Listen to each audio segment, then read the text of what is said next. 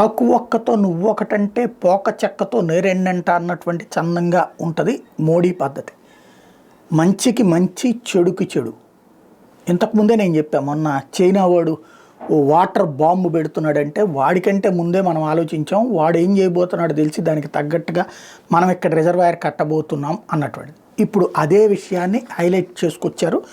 తాజాగా భారత ప్రభుత్వం దేశంలోకెల్లా పెద్దదైన జల విద్యుత్ కేంద్రాన్ని అరుణాచల్ ప్రదేశ్లో బ్రహ్మపుత్ర నది మీద నిర్మించి తలపెట్టింది. చైనా సరిహద్దులకు కాస్త దిగువన నిర్మించే దీని ఖర్చు అక్షరాల 1,50,000 కోట్ల రూపాయలు.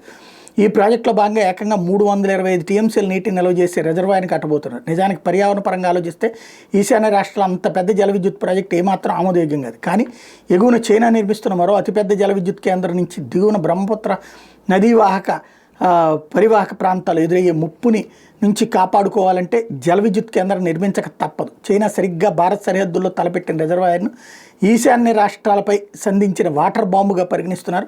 చైనా జలాశయంలో 194 టీఎంసీలు నిల్వ చేయవచ్చు.